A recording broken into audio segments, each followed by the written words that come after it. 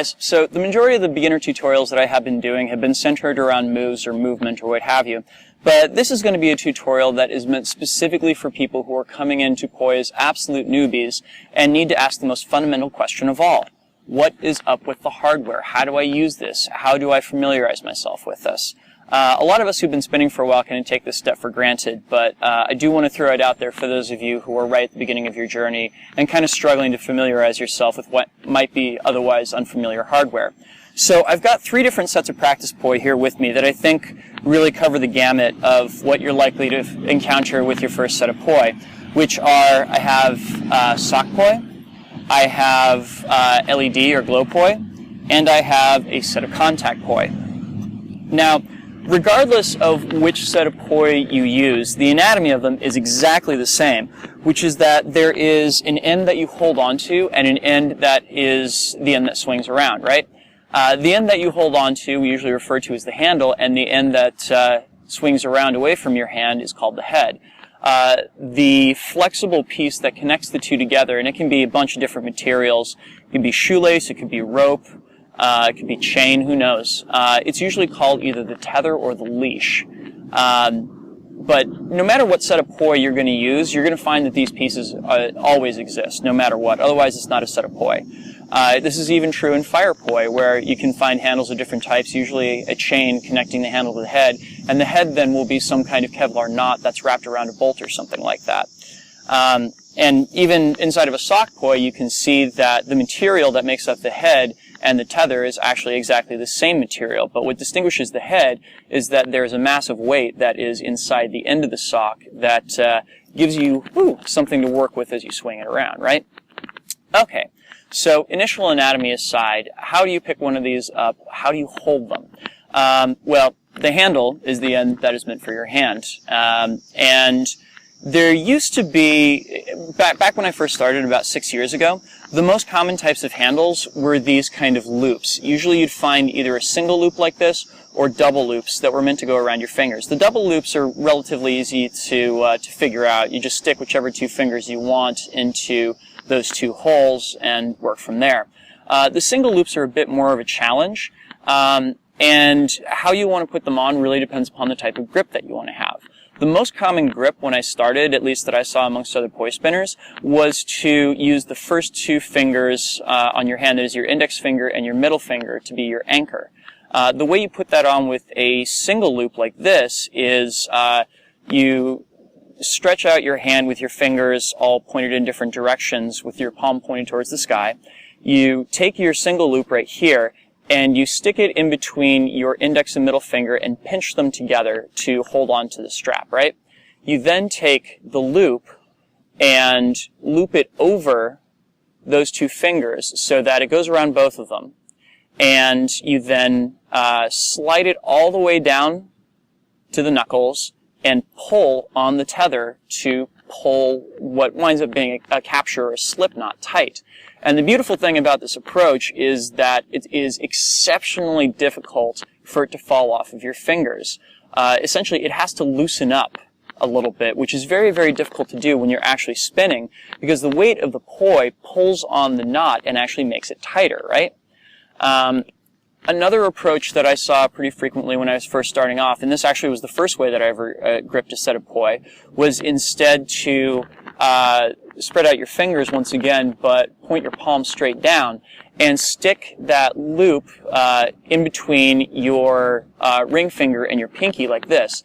Pinch it shut, open up the loop, and loop it around the ring and pinky fingers like so, just like we did the first time, but now our palm's pointing down rather than up, and pull the tether tight.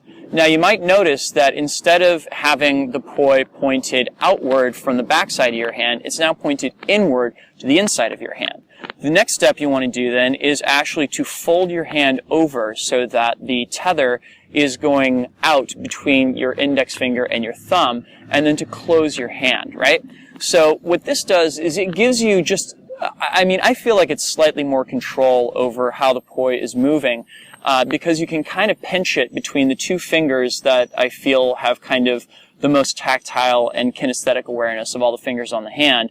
while you still maintain that capture knot that really keeps your poi from flying off your hands.